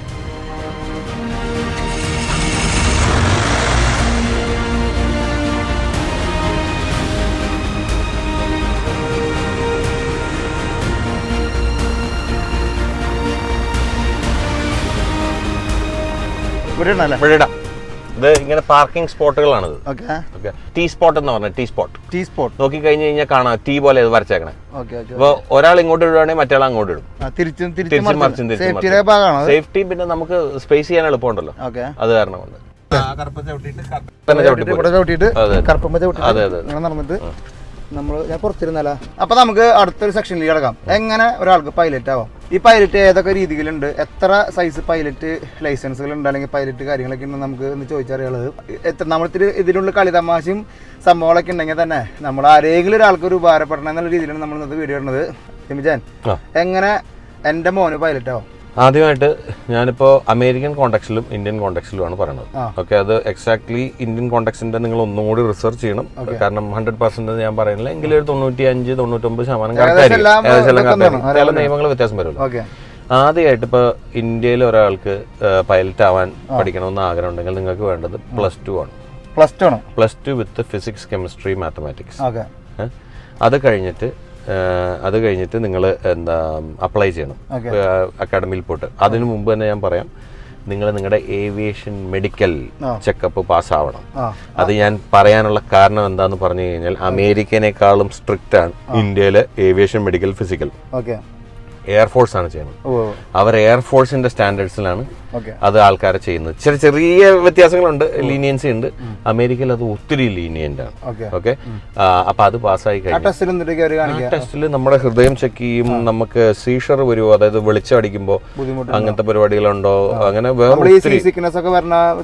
അതുപോലെ തന്നെ ഇത് 3 ദിവസത്തെയാണ് എയർഫോഴ്സിൽ. ഇവിടെ അത് അരമണിക്കൂർ കൊണ്ട് തീരുന്ന സാധനം അവിടെ 3 ദിവസമാണ്. പക്ഷെ അത് അവരുടെ നിയമമാണ്, നമുക്ക് അതിനൊന്നും പറയാനില്ല. അത് പാസ്സാവണം. ആദ്യം പോവാണെങ്കിൽ പ്ലസ് ടു കഴിഞ്ഞിട്ട് അമ്മച്ചി എനിക്കൊരു പൈലറ്റ് ആവണമെന്ന് പറയുമ്പോൾ ആദ്യം കൊണ്ടുപോയിട്ട് ഈ സാധനം 3 ദിവസം. അത് നിങ്ങൾ ആ അക്കാഡമിയിൽ എവിടെയാണോ പോണേ അത് അക്കാഡമിനെ കുറിച്ച് കൂടുതൽ പറഞ്ഞുതരാം. അവിടെ ചെല്ലുമ്പോൾ അവർ പറയാം ആദ്യം ഇത് വേണം. അത് കഴിഞ്ഞിട്ട് 12ാം ക്ലാസ് നമ്മൾ പറഞ്ഞല്ലോ, ഫിസിക്സ് കെമിസ്ട്രി മാത്ത്. അത് കഴിഞ്ഞിട്ട് മെഡിക്കൽ കഴിഞ്ഞു, നിങ്ങളൊരു അക്കാഡമി തിരഞ്ഞെടുക്കുക.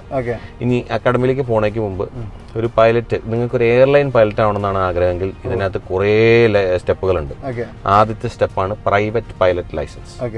അതായത് അത് നിങ്ങൾക്ക് ആയി കഴിഞ്ഞാൽ PPL നിങ്ങൾക്ക് അത് ആയാൽ സ്വന്തമായിട്ട് ഇപ്പൊ അമേരിക്കയിലൊക്കെ ആണെങ്കിൽ ഒത്തിരി പേര് വിമാനം വാങ്ങിച്ച് അവരുടെ വീട്ടുകാരെയും കൂട്ടുകാരെയും കൊണ്ട് ഫ്ലൈ ചെയ്യും. ഒരിക്കലും അതിന് നമുക്ക് ശമ്പളം വാങ്ങിക്കാൻ പറ്റില്ല. അതിന് നമ്മുടെ കോസ്റ്റ് ഷെയർ ചെയ്യാമെന്നുള്ളതാണ്. അല്ലാതെ നീ എന്നെ അവിടെ കൊണ്ടുവിടുമെന്ന് എനിക്ക് 50 രൂപ തരാന്ന് പറഞ്ഞാൽ നടക്കണ കാര്യമല്ല, ഇല്ലീഗലാണ്. ഓക്കെ, രണ്ടാമതാണ് പ്രൈവറ്റ് കഴിഞ്ഞിട്ടാണ് ഇൻസ്ട്രുമെന്റ് റേറ്റിംഗ്. ഇൻസ്ട്രുമെന്റ് റേറ്റിംഗ് എന്താന്ന് പറഞ്ഞു കഴിഞ്ഞാൽ നമ്മൾ ക്ലൗഡിലൂടെ പോകാനുള്ള നമ്മളെ പ്രാപ്തിയാക്കുന്ന ഒരു ട്രെയിനിങ് ആണ്.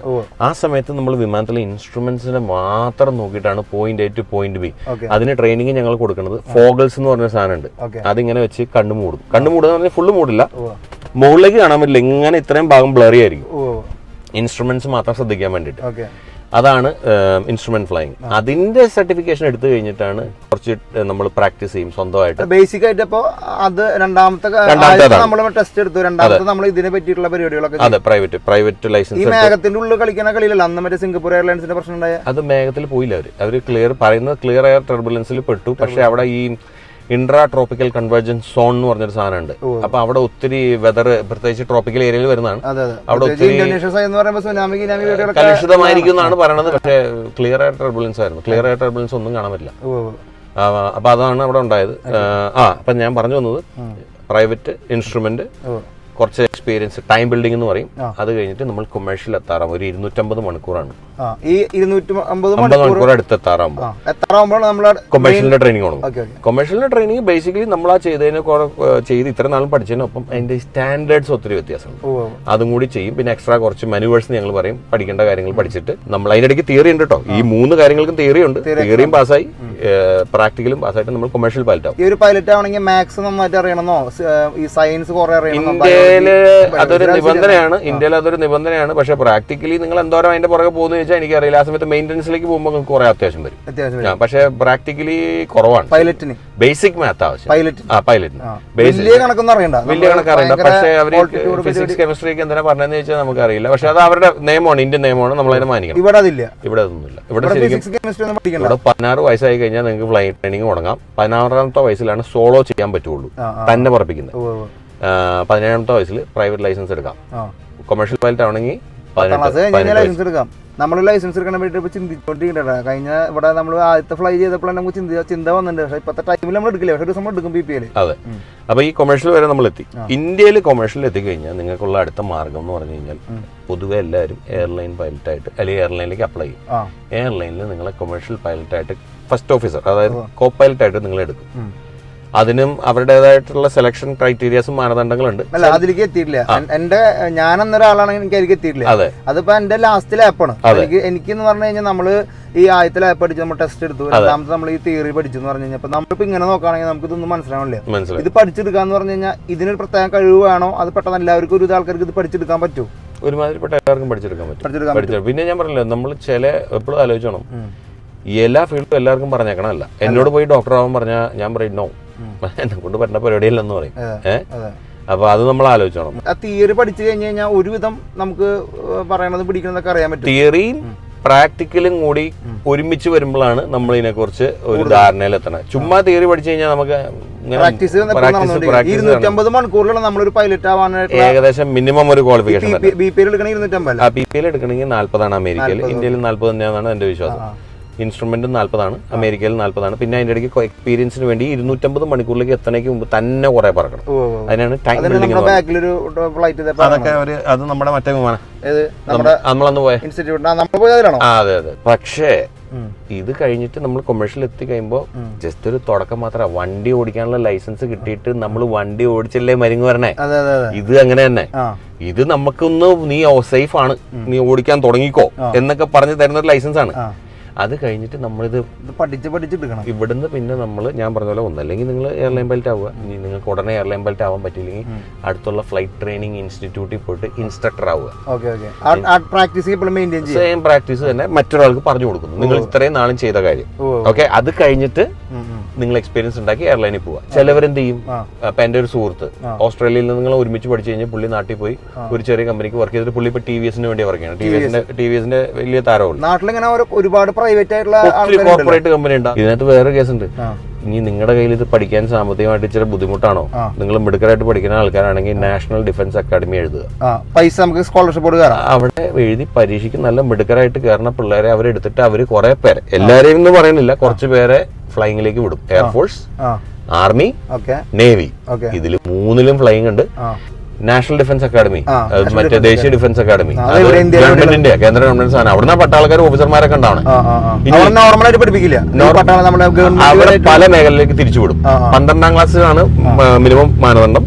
അതിന്റെ പരീക്ഷ സെലക്ട് ആയിക്കുമ്പോൾ നിങ്ങൾ ഡിഗ്രിയാണ് അവിടെ പഠിക്കുന്നത്. ഇതിനകത്ത് നിങ്ങൾ മിടുക്കന്മാരായിട്ട് വരുമ്പോൾ അവർക്ക് മനസ്സിലാവും, ഇവൻ കൊള്ളാം, ഇവനെ നമുക്ക് ഈ സെക്ഷനിലേക്ക് വിടാം, ഇവൻ ഇതിന് കൊള്ളാം. ഇങ്ങനെ നിങ്ങളെ പല മേഖലകളിലേക്ക് തിരിച്ചുവിടും. പ്രധാനമായും പ്രതിരോധമാണ്. ഇതിനകത്ത് ഞാൻ പറയണത് നല്ല മിടുക്കരാണെങ്കിൽ നിങ്ങൾക്ക് ഇതാണ് ബെസ്റ്റ്. അതായത് രാജ്യത്തിനെ സേവിക്കാൻ പോവാ. മനസ്സിലായി. നിങ്ങൾക്ക് അത് അതിയായ ആഗ്രഹം ഉണ്ടെങ്കിൽ നിങ്ങൾ അവിടെ എത്തും. 5 കൊല്ലം കഴിഞ്ഞ് തിരിച്ചു വന്നാലും നമുക്ക് വേറെ പോണെങ്കിൽ 12 കഴിഞ്ഞു, നിങ്ങൾ ഡിഗ്രി എടുത്തോ. ഡിഗ്രി എടുത്തു കഴിഞ്ഞപ്പോഴാണ് മനസ്സിലാണ് ഡിഗ്രി ഫിസിക്സ് വേണം.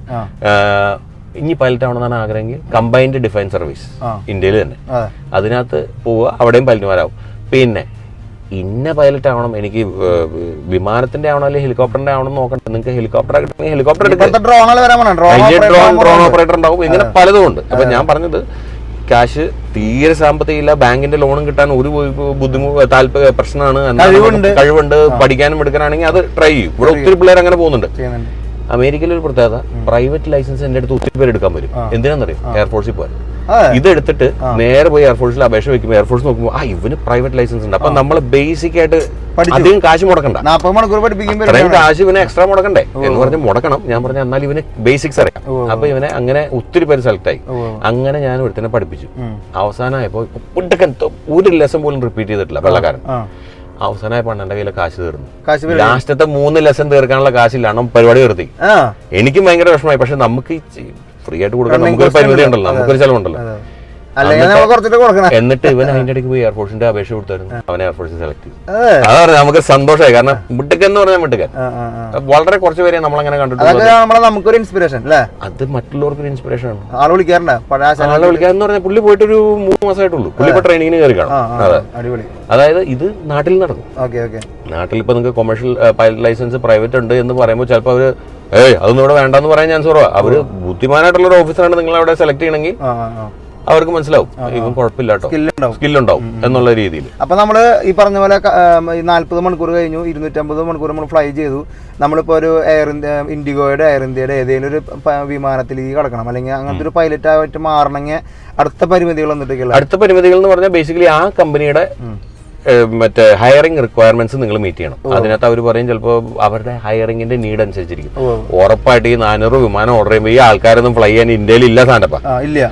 ഇപ്പൊ നിങ്ങൾ പഠിച്ച് റെഡി ആയിട്ടിരിക്കുകയാണെങ്കിൽ ആ സമയം അവർ നിങ്ങളെ കൊത്തിക്കൊണ്ടു പോകും. അല്ലെങ്കിൽ അവർ പുറത്തുനിന്ന് ആളെ കൊണ്ടുവരണം. നിങ്ങൾ ആലോചിച്ച് ഇവിടുന്ന് കൊണ്ടുവരണേ, ഓടിക്കാൻ ആളുണ്ട്. അമേരിക്കയിലാണ് അടുത്ത ഒളിമ്പിക്സ് വരണേ. അല്ല സോറി, സോക്കർ വേൾഡ് കപ്പ് വരുന്നു, അത് കഴിഞ്ഞ് ഒളിമ്പിക്സ് വരുന്നു 28. ഇതിനും ഈ പറഞ്ഞ ആൾക്കാർക്ക് ഓടിക്കാൻ ആൾ വേണ്ടേ?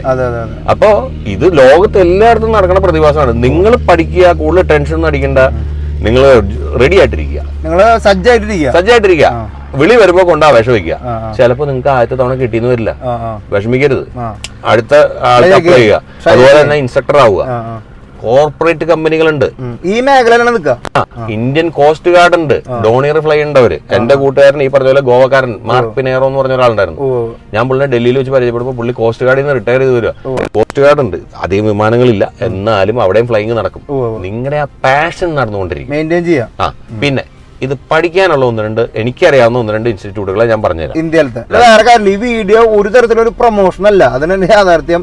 നമ്മൾ ഇപ്പൊ പറയണത് നമുക്കറിയണ ഇൻഫോർമേഷനിൽ നല്ലതാണ്. ഇപ്പൊ നമ്മൾ സാൻഡപ്പം പറഞ്ഞിട്ട് അവിടെ പോയിട്ട് അതുണ്ടായതെന്നും നമുക്ക് കേൾക്കുമ്പോൾ വിഷമം ഉണ്ടാവും. അപ്പോൾ നിങ്ങൾ പരമാവധി അന്വേഷിക്കുക. നമുക്കറിയണ ഇപ്പൊ നമ്മൾ കഴിഞ്ഞ തവണ ജിമ്മിച്ചന്റെ വീഡിയോ കഴിഞ്ഞപ്പോഴില്ലേ ഒരു മിനിമം ഒരു 10-200 പേരെങ്കിലും ജിമ്മിച്ചൻ എത്ര വിളിച്ചിട്ടുണ്ടാവും? അതെന്റെ വാട്സാപ്പ് നോക്കേണ്ട ഒരു 50 പേര് വിളിച്ചിട്ടുണ്ടാവില്ലേ? ഉറപ്പായിട്ടും അവർ 200 പേര് വിളിച്ചിട്ടുണ്ട് ഇൻസ്റ്റാഗ്രാമിലും അവിടെ ഇടയ്ക്ക് മെസ്സേജ്. അപ്പോൾ എല്ലാവർക്കും നമുക്ക് റെക്കമെൻഡ് ചെയ്യാൻ പറ്റും, അല്ലെങ്കിൽ ഒരുപാട് പേരെ ചോദ്യത്തിന് ഉത്തരമാണ് നമ്മൾ ഇന്നത്തെ വീഡിയോ ഡെഡിക്കേറ്റ് ചെയ്യുന്നത്. അപ്പോൾ ഇന്ത്യയിൽ എവിടെ പഠിക്കാൻ പറ്റും, സിംഗപ്പൂർ എവിടെ പഠിക്കാൻ പറ്റും, യൂറോപ്പിൽ എവിടെ പഠിക്കും, ഈവൻ അമേരിക്കയിൽ എവിടെ പഠിക്കാൻ പറ്റും, ഇതൊക്കെ നമ്മൾ ഇന്ന് പറയാൻ പോവാം. ഇനി അടുത്ത് നമ്മൾ ഇനി എവിടെ പഠിക്കാൻ പറ്റും. അപ്പോൾ നമ്മുടെ അടുത്ത ഞാൻ പറയാൻ പോണ ഈ സ്കൂളുകൾ രണ്ടും കേന്ദ്ര ഗവൺമെന്റിന്റെ കണക്ഷൻ ഉള്ളതാണ്. ഒന്ന് ഫുള്ളി കേന്ദ്ര ഗവൺമെന്റിന്റെയാണ്, ഇന്ദിരാഗാന്ധി രാഷ്ട്രീയ ഉഡാൻ അക്കാദമി, ഇഗ്രുവ എന്ന് പറയും, ഉത്തർപ്രദേശ് ഉത്തർപ്രദേശ്. അപ്പൊ അവിടെ ഇതുപോലെ തന്നെ 12ാം ക്ലാസ് കഴിഞ്ഞ് നിങ്ങൾക്ക് അപ്ലൈ ചെയ്യാം. സെലക്ഷൻ ഉണ്ട്, അത് കഴിഞ്ഞിട്ടേ അവരെടുക്കുള്ളൂ. പക്ഷേ നല്ല ക്വാളിറ്റി ടാലന്റും എല്ലാം നമ്മുടെ പോയിട്ട് അവിടെ പഠിക്കാം. പിന്നെ അവരുടെ പരീക്ഷ നമ്മൾ ക്ലിയർ ചെയ്യണം. അടുത്തത് കയ്യിൽ നിന്ന് കാശ് മുടക്കി നിങ്ങൾ ഒത്തിരി പഠിക്കാൻ ഉണ്ടെങ്കിൽ, താല്പര്യം ഉണ്ടെങ്കിൽ, എയർപോർട്ട് അതോറിറ്റി ഓഫ് ഇന്ത്യയും അമേരിക്കയിലെ one of the biggest simulator training ഇൻസ്റ്റിറ്റ്യൂഷനായ CAE കൂടി national flight training institute Gondia, മഹാരാഷ്ട്രയിലുള്ള ഗോണ്ടിയ എന്ന് പറഞ്ഞ സ്ഥലത്ത് ഉണ്ട് നാഷണൽ ഫ്ലൈറ്റ് ട്രെയിനിങ് ഇൻസ്റ്റിറ്റ്യൂട്ട്. പക്ഷേ ഞാൻ കേട്ടിടത്തോളം വളരെ നല്ല അഭിപ്രായമാണ്. പിന്നെ പ്രൈവറ്റ് ഉണ്ട്. ഇപ്പൊ നിങ്ങളുടെ വീടിന്റെ അടുത്തൊക്കെ ഉണ്ട്. കേരളത്തിലുള്ളവർക്ക് സേലത്തുണ്ട്, തമിഴ്നാട്ടിലെ വേറെ പല. എനിക്ക് വളരെ കുറച്ചേ അറിയുള്ളൂ. ഞാൻ അത്യാവശ്യം റിസർച്ച് ചെയ്ത് ഞാനിതിപ്പോ പറഞ്ഞു കഴിഞ്ഞാൽ പ്രൊമോഷൻ ആയിപ്പോ ഒരാളെ മാത്രം പറയുമ്പോൾ. ഞാൻ ഗവൺമെന്റിന്റെ പറയാനുള്ള കാരണം ഇത് രണ്ടും അവിടെ ഉണ്ട്. മറ്റേത് അങ്ങനെയല്ല, ഞാൻ ഒരാളെ പറയുമ്പോൾ മറ്റേ പറഞ്ഞില്ലോ എന്നുള്ളൊരു തോന്നല് വരും. അതാ ഞാൻ പറഞ്ഞത്. അപ്പൊ അത് നിങ്ങൾ കുറച്ചും കൂടി നിങ്ങളുടെ ഡ്യൂ ഡിലിജൻസ്, അല്ലെങ്കിൽ നിങ്ങൾ നിങ്ങളുടേതായിട്ടുള്ള രീതിയിലുള്ള അന്വേഷണം നടത്തുക. അതാണ് ഇന്ത്യയിൽ. ഇനി നിങ്ങൾക്ക് യൂറോപ്പിൽ പോകണോ, ബ്രിട്ടനിലും ഉണ്ട്. ഇനി അതല്ല ഓസ്ട്രേലിയ പോകണോ, ഓസ്ട്രേലിയ പോകും. സൗത്ത് ആഫ്രിക്കയിൽ ഇപ്പൊ ഒത്തിരി പേര് പോകുന്നുണ്ട്. ചെലവ് കുറവാണ്. ഇന്ത്യയിൽ പഠിക്കണമെങ്കിൽ ഏകദേശം ഒരു 70 ലക്ഷം രൂപ വേണ്ടി വരും. അതൊരു കാര്യം നിങ്ങൾ ആലോചിച്ചോണം. വണ്ടി ഓടിക്കാൻ പഠിക്കുന്ന പോലെ ചിലവര് ഫസ്റ്റ് ലെസണിൽ 2-3 ലെസൺ കൊണ്ട് പഠിച്ചെടുക്കും. ചിലവർക്ക് ലെസൺ റിപ്പീറ്റ് ചെയ്യേണ്ടി വരും. ഇതാരും പറയാൻ പറ്റില്ല നിങ്ങൾ എവിടെ തീർക്കുന്നു എന്നുള്ളത്. അപ്പൊ അവരെന്ത് ചെയ്യുന്നു പറഞ്ഞു കഴിഞ്ഞാൽ എക്സ്ട്രാ ലെസൺ ചെയ്യും. ഈ എക്സ്ട്രാ ലെസൺ എക്സ്ട്രാ മണിയാണ്. അപ്പൊ 70 എന്നുള്ളത് ചിലപ്പോ 75 ലക്ഷം ആവാം. അപ്പൊ നിങ്ങൾ 70 ലക്ഷം രൂപ മുടക്കി കോഴ്സ് പോവുകയാണെങ്കിൽ ഞാൻ എന്റെ ഒരു അഭിപ്രായം ഒരു 5-6 ലക്ഷം രൂപ എക്സ്ട്രാ കയ്യിൽ മാറ്റി വെക്കുക.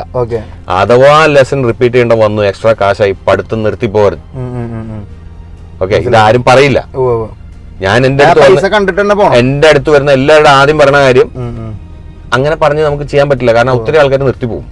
ആ മറ്റവന് പറ്റിയതാ, പക്ഷെ മറ്റവന് ഞാനിത് പറഞ്ഞു, പക്ഷെ അവന് അത്രേ ഉള്ളൂ. പൈസ കഴിഞ്ഞു, അവൻ മാക്സിമം ചെയ്യാന്ന് ചെയ്തു. അപ്പൊ നമ്മുടെ സ്വപ്നത്തിന്റെ തൊട്ടടുത്ത് നമ്മൾ തിരിച്ചു വരണം. അത് ഒത്തിരി പേര് വരേണ്ടി വരും. പക്ഷെ ഇവൻ മറ്റവൻ എയർഫോഴ്സിൽ കിട്ടിപ്പോയി. ഞാൻ പറഞ്ഞത് അത് കാരണം കൊണ്ടാണ് ഇപ്പോഴും നിങ്ങളൊരു 10% കയ്യിൽ കരുതുക എക്സ്ട്രാ. 75 കോഴ്സ് ആണെങ്കിൽ ഒരു 7 ലക്ഷം രൂപ, ഒരു 80 കൈ വയ്ക്കുക, 80-82 ആവശ്യം വന്നാൽ എടുത്താൽ മതി. ഇല്ലേ വേണ്ടേ? അതെ. ഓക്കെ, അപ്പൊ അതാണ്. അപ്പൊ നമ്മള് സൗത്ത് ആഫ്രിക്കയിലേക്ക് പോകണം. അടുത്ത് നമുക്ക് ചൂസ് ചെയ്യാൻ പറ്റിയ രാജ്യം സൗത്ത് ആഫ്രിക്കയാണ്. സൗത്ത് ആഫ്രിക്ക ബ്രിട്ടനിൽ ഇച്ചിരി എക്സ്പെൻസീവ് ആണ്. ജർമ്മനി പഠിക്കുന്നവരുണ്ട്, ജർമ്മൻ ഭാഷ കുറച്ച് അറിയണം. ഇംഗ്ലീഷ് വെച്ച് തന്നെയാണെങ്കിൽ south Africa, Britain, Australia, America ആണ് പൊതുവെ ജനറൽ ഏവിയേഷൻ, അതായത് ഇങ്ങനത്തെ പരിപാടിയിൽ ഏറ്റവും കൂടുതലുള്ളത്. അപ്പൊ ഇവിടെ വന്നു കഴിഞ്ഞാൽ പറഞ്ഞാൽ ഒന്നിനും വെയിറ്റിംഗ് ഇല്ല, പടപടാന്ന് നടക്കും. അത് ജനറൽ ഏവിയേഷൻ ലോകത്തിൽ ഇപ്പോഴും ഏറ്റവും കൂടുതലുള്ള അമേരിക്കയാണ്. നമ്മുടെ വീഡിയോ കഴിഞ്ഞ സൗത്ത് ആഫ്രിക്കയിലേക്ക് ഒരു കുട്ടി അന്ന് വിളിച്ചു പറഞ്ഞില്ലേ. അപ്പൊ ഇതിന്റെ അടുത്ത രസം എന്താണെന്നറിയോ, ഒരു വീഡിയോ മൂലം ഒരാൾക്ക് ഒരു കരിയർ കിട്ടി. ഇപ്പൊ ഞാൻ ഇത്രയ്ക്ക് ഡീറ്റെയിൽ ആയിട്ട് വീഡിയോ ചെയ്യാനുള്ള കാരണം എന്താണെന്ന് വെച്ച് കഴിഞ്ഞാൽ, കഴിഞ്ഞ നമ്മള് ജിമ്മിച്ചിന്റെ സ്റ്റോറി അല്ലെങ്കിൽ ഈ പൈലറ്റ് സ്റ്റോറിയുടെ വീഡിയോ ചെയ്തപ്പോൾ ഈ പറഞ്ഞ ആൾക്കാർ വിളിച്ചില്ലേ, ഒരാൾ സൗത്ത് ആഫ്രിക്കയിൽ പോയിട്ട് പഠിക്കാൻ പോയി. അത് അത്രയും നാളെ ആൾക്ക് വലിയ ഇൻട്രസ്റ്റ് ഒന്നും ഉണ്ടാകുന്നില്ല. ആ വീഡിയോ കണ്ടിട്ടാണ് അത് പോയെന്ന് കേട്ടപ്പോഴല്ലേ നമ്മുടെ മനസ്സുണ്ടല്ലോ അങ്ങോട്ട് നിറയണം. അമേരിക്ക എത്തി. അപ്പൊ ബേസിക്കലി അമേരിക്കയിലും ഈ പറഞ്ഞ ട്രെയിനിങ് ചെയ്യാം. അമേരിക്കയിൽ നിങ്ങൾക്ക് മെയിൻ്റനൻസും പഠിക്കാം. അമേരിക്കയിൽ എത്ര രൂപ വരും ചിലവാൻ? അമേരിക്കയില് നിങ്ങൾ മൾട്ടി എഞ്ചിൻ അടക്കമുള്ള കോഴ്സുകളാണെങ്കിൽ ഇവിടെ ഇപ്പൊ പറയുന്ന ഏകദേശം ഒരു 85 തൊട്ട് $110,000 വരെ വരുന്നുണ്ട്, depending on the institution. Okay, multi എഞ്ചിനൊക്കെ വരുമ്പോൾ ഒരു $85,000 85 8/8 ഒരു 70 ലക്ഷം രൂപ 75 ലക്ഷം രൂപ. നാട്ടിലേക്കാളും അമേരിക്കയിൽ ഏകദേശം സെയിം ആണ്. ഇച്ചിരി ചീപ്പായിരിക്കും ചിലപ്പോൾ അമേരിക്കയിൽ. കാരണം എന്താന്ന് പറഞ്ഞു കഴിഞ്ഞാൽ ഇവിടെ ഇന്ധനത്തിന് ഇച്ചിരി ചെലവ് കുറവും അങ്ങനെ പല കാര്യങ്ങളുണ്ടല്ലോ. ഇച്ചിരി ഞാൻ പറഞ്ഞ ഒത്തിരി എന്നല്ല. പക്ഷേ നിങ്ങൾക്ക് ഇപ്പൊ പുറത്തുനിന്ന് പഠിക്കാനാണ് ഇഷ്ടമെങ്കിൽ പുറത്ത് പഠിക്കാം. അപ്പൊ കൺവേർഷൻ ചെയ്യണം, അതിന് ഇച്ചിരി പണി കൂടുതലുണ്ട്. ഇന്ത്യയിൽ നിന്നാണെങ്കിൽ ഇച്ചിരി സമയം എടുത്താലും അതൊക്കെ അങ്ങ് ചെയ്താൽ ഫ്ലോയ്ക്ക് ഒത്തുപോയി. കൺവേർഷൻ ചെയ്യണമെങ്കിൽ ഇന്ത്യയിൽ എത്ര ചെലവാക്കേണ്ടി വരും? ഇന്ത്യയിൽ കൺവേർഷൻ ചെയ്യണമെങ്കിൽ എന്റെ ഒരു കണക്കിൽ നിങ്ങൾ ഒരു 10 മണിക്കൂറെങ്കിലും മിനിമം ഫ്ലൈ ചെയ്യേണ്ടി വരും. 10 മണിക്കൂർ. അത് എന്റെ ഒരു ഉദ്ദേശമാണ്. അത്രയും കരുതിക്കോ. കാരണം ഈ എയർ സ്പേസും സിസ്റ്റമായിട്ടൊന്ന് പരിചയപ്പെടണ്ടേ. അതായത് ഇവിടെ ഇന്ത്യയിൽ എന്ന് പറഞ്ഞു കഴിഞ്ഞാൽ ഒരു 4000 അടി 5000 കഴിഞ്ഞ് ഞാൻ ഫുൾ എയർഫോഴ്സ് കൺട്രോൾ ചെയ്യണം. ഈ അമേരിക്കയിൽ അങ്ങനെയല്ല. ഇമാരെ ഏരിയ പോലും ഇല്ല. അമാരെ ഏരിയയിലുള്ള ആവശ്യമുണ്ടെങ്കിൽ മാത്രമേ ഇറങ്ങുള്ളൂ. സാധാരണ ഒരു ആൾക്ക് ഒരു പൈലറ്റ് ആയിട്ട് കാശ് കൊടുത്ത് പഠിക്കണമെങ്കിൽ ഒരു 70 ലക്ഷം മുതൽ 1 കോടി രൂപ ഈ ലോകത്ത് എവിടെ പോലും ഉണ്ടാവും കൂടുതൽ. ഇപ്പൊ ഇംഗ്ലണ്ടിലാണെങ്കിൽ ഇത്രയും കൂടുതൽ വരും. അപ്പൊ എന്റെ അടുത്ത് ചോദിച്ച ഒരാൾ ചോദിച്ചപ്പോ സാധനം ഒരു 10-30 ലക്ഷം റുപ്യ ഉണ്ടെങ്കിൽ എന്റെ മോനെ പഠിപ്പിക്കാൻ പറ്റുമെന്ന് ചോദിച്ചു. അപ്പൊ അതൊന്നും പ്രാക്ടിക്കലി പറ്റില്ല. ബിപിഎൽ എടുക്കാൻ പറ്റും, നിങ്ങൾക്ക് ഫുൾ ലെവലിൽ എത്തില്ല. ഉറപ്പ് 100%. നമ്മൾ കമേഴ്ഷ്യൽ ആവണമെങ്കിൽ എങ്ങനെ ഒരു കോടി രൂപയാണ് മിനിമം. 70 ലക്ഷം 75 ലക്ഷം രൂപയാണ് മിനിമം കോഴ്സ് ഫീ. അത് കഴിഞ്ഞ് നിങ്ങളുടെ താമസം, ഭക്ഷണം, ഇതൊക്കെ ചിന്തിക്കണ്ടേ. ഇത് കഴിഞ്ഞിട്ട് ലെസൺ സാധാരണഗതിയിൽ 1 വർഷമാണ്. 1 വർഷം 1.5 വർഷം. അത് നമ്മൾ ഇപ്പൊ ഒരാൾ പരീക്ഷയ്ക്ക് പോയി, അയാൾ തോറ്റുപോയി, അപ്പൊ അത് വീണ്ടും ട്രെയിൻ ചെയ്യണം. അപ്പൊ അയച്ചും കൂടെ സമയം എക്സ്ട്രാ പോയി. ഇതെല്ലാം നമ്മൾ അനുമാനിക്കുന്നത് ഇവരെല്ലാം ഫസ്റ്റ് ടൈമിൽ ചെയ്തു പാസ്സായി ഒന്നും റിപ്പീറ്റ് ചെയ്യാണ്ട് വന്നു എന്നുള്ള രീതിയിലാണ്. ഇപ്പൊ എന്റെ അടുത്ത് ഞാൻ ഇട്ടങ്ങനെ കോഴ്സ് എന്ന് പറഞ്ഞു കഴിഞ്ഞാൽ 9 തൊട്ട് 12 മാസം വരെയാണ്. എല്ലാവരും അതോടെ ചെയ്യോ? ഇല്ല. പക്ഷേ അങ്ങനെയാണ് സെറ്റ് ചെയ്തേക്കണം. ഇൻസ്റ്റിക്ട് അക്കാഡമി, ഏവിയേഷൻ അക്കാഡമിക്ക് മലയാളികൾക്കിടയിൽ എന്ത് കൊടുക്കാൻ പറ്റും? മലയാളികൾക്കിടയിൽ പൊതുവേ ഞാൻ പറഞ്ഞത് അല്ല, നമുക്ക് ഇതുപോലെ ഇൻഫർമേഷൻ കൊടുക്കാം. പിന്നെ ഈ പറഞ്ഞാൽ നിങ്ങൾ ഇവിടെ ഉണ്ടെങ്കിൽ എന്റെ അടുത്ത് വന്ന് പഠിക്കാൻ താല്പര്യം ഉണ്ടെങ്കിൽ നിങ്ങൾ അതുപോലെ വേറെ സ്കൂളുകളും ചെക്ക് ചെയ്യാം. നമ്മൾ പുറത്തുനിന്നുള്ളവരെ നമ്മൾ ട്രെയിൻ ചെയ്യുന്നില്ല ഇപ്പോഴത്തെ അവസ്ഥയിൽ. നമ്മളില്ല, ഭാവിയിൽ വരുമായിരിക്കാം. പക്ഷെ ഇപ്പൊ എന്താണെങ്കിലും നമുക്കതില്ല. പക്ഷെ നിങ്ങൾ ഓൾറെഡി അമേരിക്കയിൽ ഒരു സ്റ്റുഡന്റ് വിസ ആയിട്ടുണ്ട്, നിങ്ങൾ വേറൊരു കോഴ്സ് ചെയ്തുകൊണ്ടിരിക്കുകയാണ്, ഫ്ലൈയിങ് അല്ല കോളേജോ എന്തെങ്കിലും, നിങ്ങൾ എന്റെ അടുത്താണെങ്കിൽ അങ്ങനെ വരാൻ താല്പര്യം ഉണ്ടെങ്കിൽ നിങ്ങൾക്ക് എന്റെ അടുത്ത് വരാം. നമ്മുടെ ഈ സാധാരണ വിസിറ്റിംഗ് വിസയിൽ വന്നിട്ട് ഇവിടെ ഇത് നമുക്ക് സമ്മതിക്കില്ല. കാരണം നിങ്ങളെ ബാക്ക്ഗ്രൗണ്ട് ചെക്ക് ചെയ്യണം. അപ്പൊ വിസിറ്റിംഗ് വിസയിൽ നിങ്ങൾ വരുന്നത് എന്തിനാ? ജസ്റ്റ് വിസിറ്റ് ചെയ്ത് പോകാനാണ്. ഇത് പഠിക്കാനുള്ള വിസയാണ്. ഇല്ലീഗലായിട്ട് ചെയ്യണ ആരെങ്കിലും ഉണ്ടോ എന്ന് വെച്ചാൽ എനിക്കറിയില്ല. പക്ഷെ ഞാൻ റെക്കമെൻഡ് ചെയ്യില്ല. കാരണം ഇൻസ്റ്റിങ്ക്റ്റ് അല്ല, ഒരുമാതിരി ഒരു മനുഷ്യനും ചെയ്യില്ല. കാരണം എന്ന് പറഞ്ഞാൽ നിങ്ങളുടെ നമ്മൾ കാത്തു പോകും, നിങ്ങൾ കാത്തു പോകും. മനസ്സിലായില്ലേ? അതാണ് ആ പരിപാടിക്ക് എനിക്ക് തോന്നുന്നില്ലായിരുന്നു. ഒരു താങ്ക് യു. നമുക്ക് വീണ്ടും ട്രാവലേഴ്സ് ഫാമിലിയുടെ അംഗമാണ്. അതൊക്കെയാണെങ്കിൽ തന്നെ നമുക്കൊരു ഇൻഫർമേഷൻ ജനങ്ങളുടെ മുമ്പിലേക്ക് എത്തിക്കാൻ പറ്റി. അതൊരു സന്തോഷമാണ്. ജിമ്മിജൻ പവർ അല്ലേ? Full power. എന്തൊരു മുറുള്ള പോലെ ഞാനിങ്ങനെ നമ്മൾ പറഞ്ഞതെല്ലാം എന്തെങ്കിലും മിസ്സായോ ഇല്ല എന്നുള്ളതാണ് ഞാനിങ്ങനെ ആലോചിക്കുന്നത്. ഇനി മിസ്സായത് നമുക്ക് അടിയിൽ കമന്റ് ചെയ്യാം. കമന്റ് ചെയ്യുമ്പോൾ അതിന് റിപ്ലൈ നമ്മൾ അത്യാവശ്യം പ്രൈവറ്റ് ഇൻസ്ട്രുമെന്റ് കൊമേഴ്ഷ്യൽ ഓക്കെ എയർലൈനിൽ കയറി കഴിയുമ്പോഴാണ് ഇന്ത്യയിൽ ATP കിട്ടുന്നത്, airline transport pilot licence. ATPL എന്ന് പറയും. ഇവിടെ അമേരിക്കയിൽ ATP, എയർലൈൻ ട്രാൻസ്പോർട്ട് പൈലറ്റ്.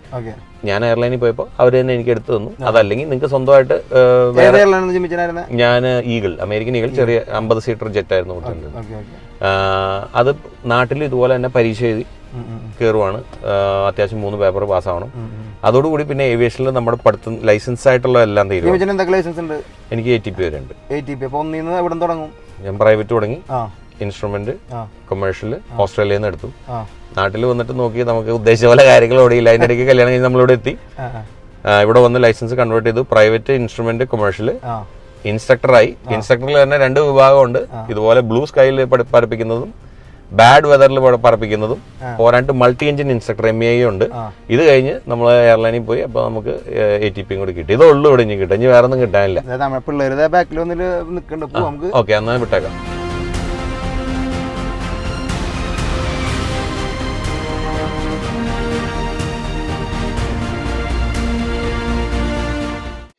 ദിവസത്തെ ഒരു ആഫ്രിക്കൻ യാത്ര പോയാലോ? അതും സൗത്ത് ആഫ്രിക്ക, സിംബാബ്വെ, സാംബിയ എന്ന രാജ്യങ്ങളിലൂടെ. ഒരുപാട് പേര് പറഞ്ഞു ചെറിയ യാത്രകൾ സംഘടിപ്പിക്കാൻ സാധനപ്പാന്ന് പറഞ്ഞു. അപ്പൊ അതുകൊണ്ട് തന്നെ ഗ്രീൻ ബുക്ക് പ്രോഗ്രാമിന്റെ അടുത്ത യാത്ര ഈ വരുന്ന ഓഗസ്റ്റ് സെപ്റ്റംബറിലാണ് നടത്തുന്നത്. ഈ യാത്രയിൽ 2 നാച്ചുറൽ വണ്ടേഴ്സ് നിങ്ങളുടെ മുമ്പിലേക്ക് എത്തിക്കുന്നുണ്ട്. സൗത്ത് ആഫ്രിക്കയിലെ ടേബിൾ മൗണ്ടനും ലോകത്തിലെ ഏറ്റവും വലിയ വെള്ളച്ചാട്ടങ്ങളൊന്നായിട്ടുള്ള വിക്ടോറിയ വെള്ളച്ചാട്ടവും. കൂടുതൽ വിവരങ്ങൾക്ക് താഴെ കാണുന്ന നമ്പറിൽ ബന്ധപ്പെടുക.